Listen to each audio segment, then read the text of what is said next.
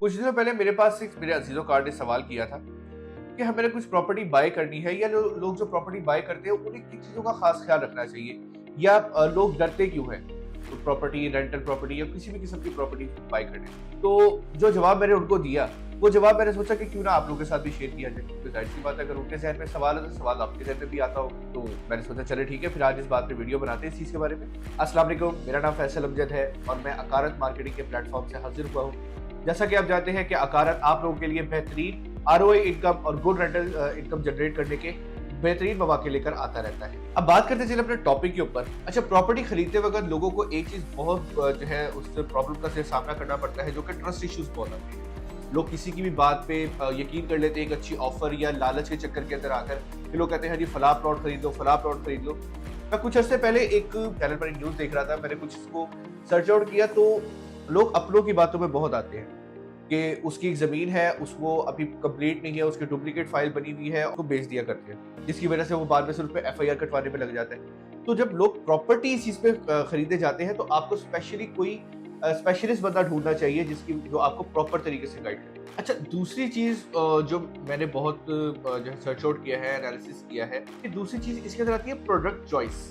अब प्रॉपर्टी बेशुमार किस्म की है, प्लॉट्स होते हैं, रेजिडेंशियल होता है, इसके अलावा लीज पर होता है या फिर फुल कैश पेमेंट होती है और बेशुमार चीज होती है, फाइल्स होती हैं आपकी, उसमें आपके अपार्टमेंट्स आ जाते हैं, फिर आपके प्लाजे आ जाते हैं। तो बहुत सारी कैटेगरीज आती हैं इस प्रॉपर्टी सेक्टर के अंदर। हर इंसान को ये नहीं पता होता कि उसने खरीदना क्या है, किस तरीके की उसकी इन्वेस्टमेंट उसे करनी है, उसके पास बजट क्या है, उस बजट के अंदर उसको क्या चाहिए उसे। तो ये चीज बहुत जो है सोच समझ के करनी चाहिए, क्योंकि आपको फिर वही बात में लेकर आऊंगा कि आपको जो समझाया जाता है आप वो करते हैं और जो समझा रहा है उसको भी कोई खासा इल्म नहीं होता। तो जरूरी चीज ये होती है कि आपको खुद इस चीज का प्रोडक्ट नॉलेज थोड़ी सी होनी चाहिए और आपको प्रोडक्ट चॉइस करने पे भी आपको पता होना चाहिए कि किस तरीके की प्रॉपर्टी हमने चूज करनी है। अच्छा, बात करते चले इसकी एक मिसाल के साथ आपको समझाने की कोशिश करता हूँ कि एक इंसान को रेंटल इनकम जनरेट करना है, ठीक है, तो वो प्लॉट ले ले, ठीक है, प्लॉट से उसको रेंट इनकम ज्वाइन कर सकता है। अब एक इंसान ने घर बनाना है तो वो एक फर्निश घर या फिर एक ग्रे स्ट्रक्चर घर की तरफ उसको जाना चाहिए। अगर इंसान ने रेंटल इनकम जनरेट करना और जल्दी करना है तो वो प्रोजेक्ट देखे जो अर्ली पोजीशन है और उस पे जो है जो रेंटल इनकम है वो जनरेट वो कर सकता है।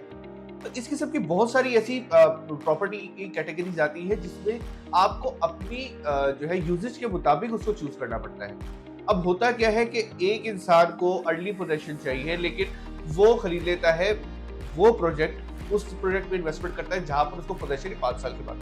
अब 5 साल के बाद मिलेगा तो फिर रेंटल इनकम कहाँ से जनरेट होगी? फिर वो कहता है रियल एस्टेट फारिग है। भाई जब रियल एस्टेट पे तुम काम ही सही तरह नहीं करोगे, तुम्हें पता ही नहीं तुमने चीज क्या लेनी है, तो रियल एस्टेट कहाँ से गलत हुई भाई? तो इस चीज का भी आपको थोड़ा सा ख्याल खुद भी करना चाहिए कि आपको जो चीज चाहिए आप उस चीज के अंदर जाओ, आपकी जो है यूज क्या है, आप किस चीज के अंदर इन्वेस्टमेंट करना चाह रहे हो। तो इस चीज का भी थोड़ा खास ख्याल जरा इंसान को और हमें हम सबको रखना चाहिए। तो प्रोडक्ट की चॉइस भी आपने खुद ही करनी होती है रियल एस्टेट के अंदर। अच्छा, अब ये सारी बातें होने के बाद आप कहेंगे फैसल भाई ये तो आपने सारी बातें हमें बता दी कि हम गलत है, हमने ये किया या आप ये नहीं करते, इसका हल क्या है?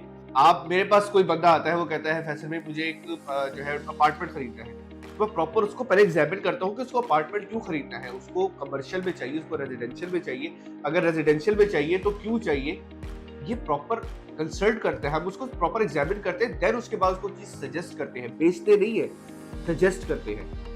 सजेस्ट करने के बाद कोई चीज सूटेबल होती है कि नहीं, कैपिटल एप्रिसिएशन चाह रहा होता है तो हम उसको लॉन्ग टर्म बताते हैं, अगर उसको रेंटल इनकम चाहिए तो उसको शॉर्ट टर्म बताते हैं। तो ये कुछ पॉइंट ऐसे होते हैं जो सिर्फ हम जानते हैं, हमसे मुराद ये है कि प्रॉपर्टी कंसल्टेंट जानते हैं, कोई डीलर नहीं जानता, या आपको कोई रिश्तेदार नहीं जानता, या आपको कोई यार दोस्त नहीं जानता, या किसी पोस्टर पर नहीं लिखा होता। तो ये एक मेन वजह है कि आपका अगर सेफ एंड सिक्योर इन्वेस्टमेंट करना चाहते हैं कंसल्टेंट के पास जाए, किसी स्पेशलिस्ट के पास जाए जो उस शोबे का माहिर हो। उम्मीद करता हूँ कि आपको आज की वीडियो काफी इन्फॉर्मेटिव लगी होगी। तो अगर इन्फॉर्मेशन अच्छी लगी है तो वीडियो को लाइक करें, सब्सक्राइब करें और दिए गए नंबर पे राब्ता करें अगर आपको ऐसी मजीद चीजें मुझसे समझनी है, मुझसे बात करनी है, मुझसे जानने की है। तो आज की वीडियो में इतना ही कहूंगा। अल्लाह हाफिज, फैसल को इजाजत दीजिए।